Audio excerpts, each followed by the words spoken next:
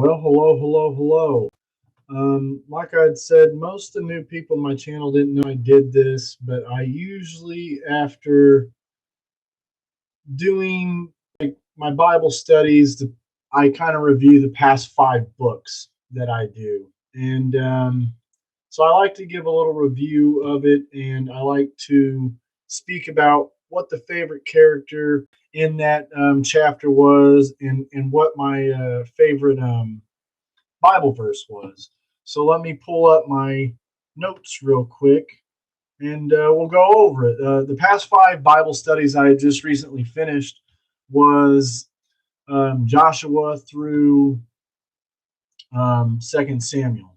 So let's get into it. The book of Joshua, um, basically, Israel conquers the land is a good way to kind of put the first point of it is they conquer the land here. And that's through chapter 1 through chapter 12, verse 24. The second point of it is Israel divides the land, chapter 13 through chapter 21, verse 45. And the third point is Israel begins to settle in the land in chapter 22 through chapter 24, 33.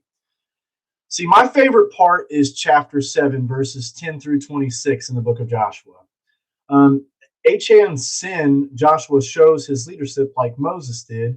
His whole reign, however, was more obedient than they were for Moses. All of Israel was a lot more obedient for Joshua than they were for Moses. Probably preferably because the 40-year wandering was over.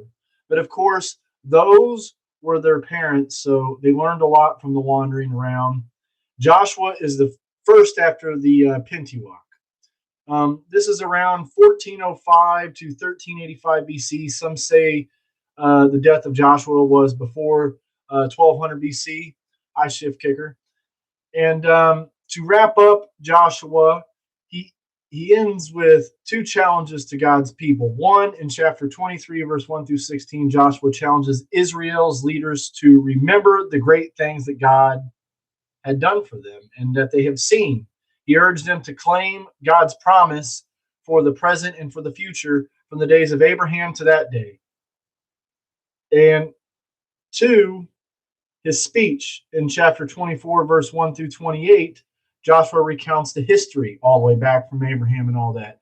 God had shown his faithfulness every step of the way. Joshua is my favorite character in the book of Joshua, of course.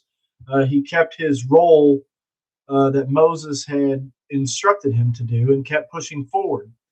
So the next part of the past five books I've been reading and finished was the book of Judges. And I could break this up in three parts. One was the incomplete conquest in chapter 1, chapter 2, verse 5.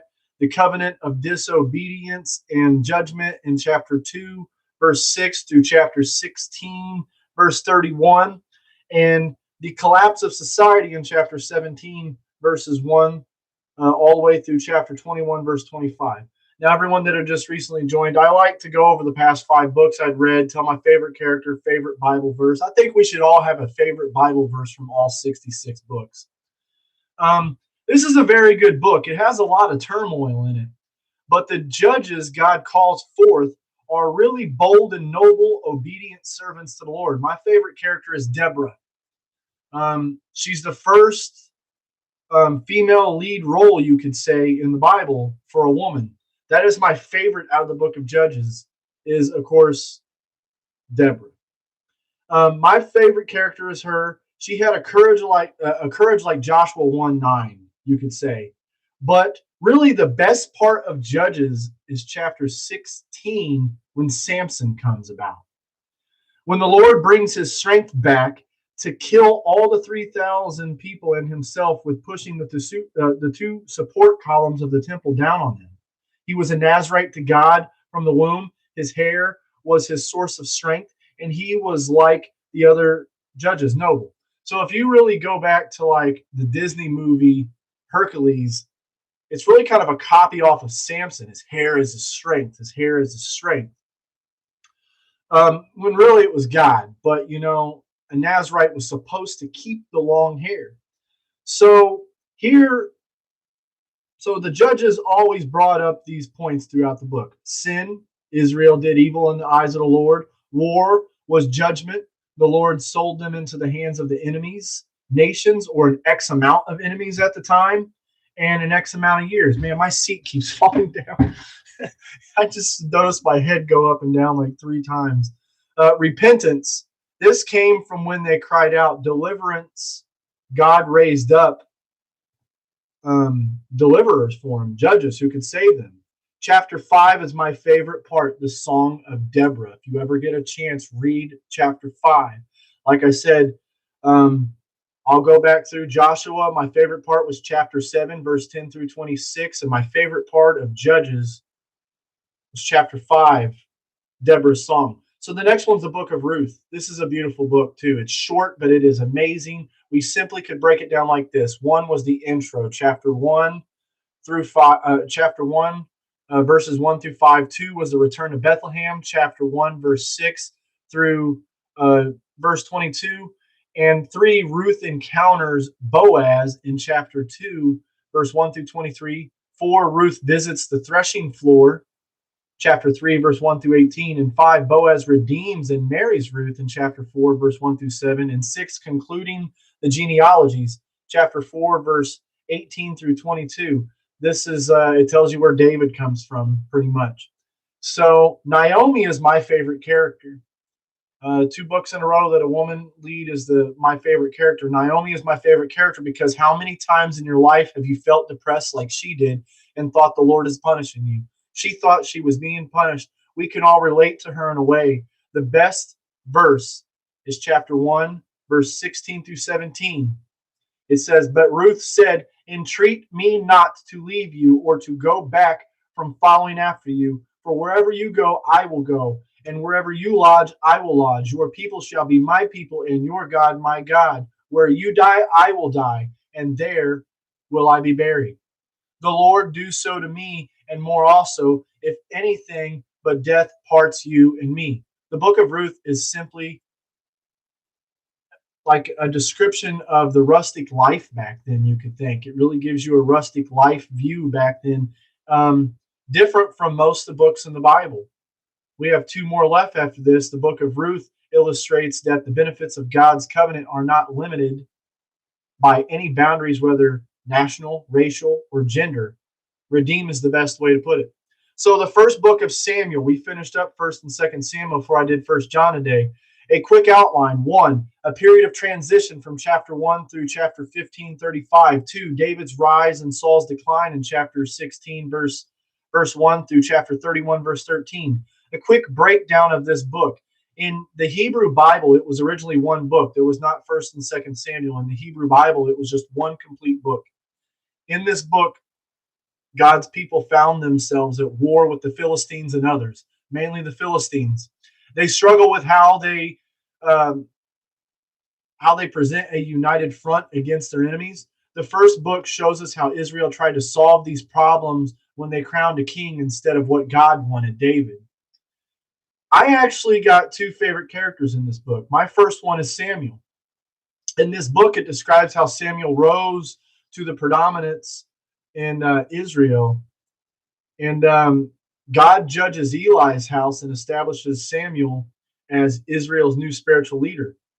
This man of God served as a faithful and honestly seeking only what's best for God, not man.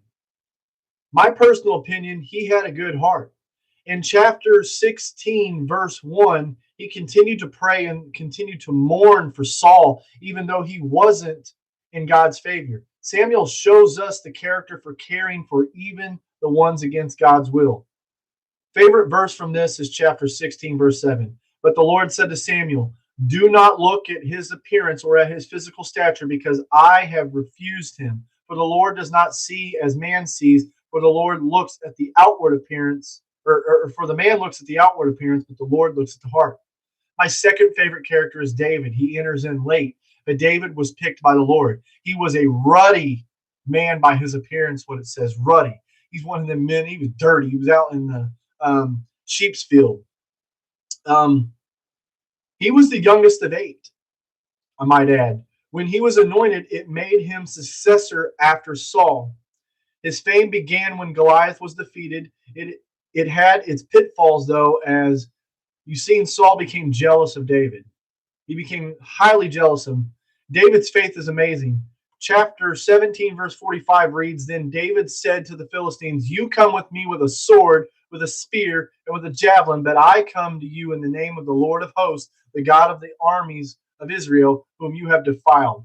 David shows us no matter how big our Goliath is, our God is bigger. And the last part, 2 Samuel, a quick outline of this is David, his rise to power in Judah in chapter 1 through 4. 2 is David's reign over all of Israel in chapter 5 through chapter 24. Favorite verse from this book is 2 Samuel chapter 7, verse 2. Therefore, you are great, O Lord, for there is none like you, nor is there any God beside you, according to all that we have heard with our ears. But chapter 22, I might add, is really beautiful and it's a must read. I would read chapter 22. David is my favorite still through this book. We get more about him. And the first one, we didn't. We knew he'd be king, but now we're seeing him as the king. We learn of his acts of taking Bathsheba, and he puts Uriah, her husband, to death by sending him into a pointless battle, all because he wanted to cover up the pregnancy. This act from a man after God's own heart is devastating to him, and he loses his first child because of it. But David stays worshiping God and repents. His heart never stopped trying to make God happy. We see his family problems like we have family problems in the world. He had the same. He had family issues. But where we see it is where Absalom tried to take over the kingdom of his own on his own rebellion. We watch David stay faithful to the Lord. 2 Samuel, we see his sin and repentance, but we see the outcome of it. We see the outcome of his sin. At one point in this book, his son goes on the same rooftop that he's seen Bathsheba and took his father's concubines in the presence of all Israel and had made love to them. And remember, the Lord had told him this would happen. The prophet Nathan the Lord told him through prophet Nathan. His sin, he sees his sin. It makes him lose his firstborn to Bathsheba by illness. We see Absalom start a rebellion. We see advisors defect to his son. We see David weep countless times in this book, as well as keeping his faith in God, nevertheless. Overall, David is a man, a sinner, but he is always trying to make the right move in God's eyes. He shows us that our God is gracious. Our God is merciful, who forgives, but also can be a reminder not to fall into the same traps that David fell into. David is an amazing man after God's own heart. He goes through so much that we can relate to in today's society as well. Sin, lust, family problems. David goes through all this. So I want to thank you all, and God bless you all, and have a wonderful day or night, whatever time it is you watch this. And God bless you all, and I love you all. And I just had to give that little thing. I always try to do that over the 5 books. The next one would be 1 John all the way to Revelations. Those would be the next 5 books I kind of give my favorite character on. So God bless you guys, and just stay faithful. Love you all. Go through this if you're late to joining it. It's just a quick 13 minutes. I like to give my favorite character, favorite Bible verse of the past 5 books we studied. So God bless you all.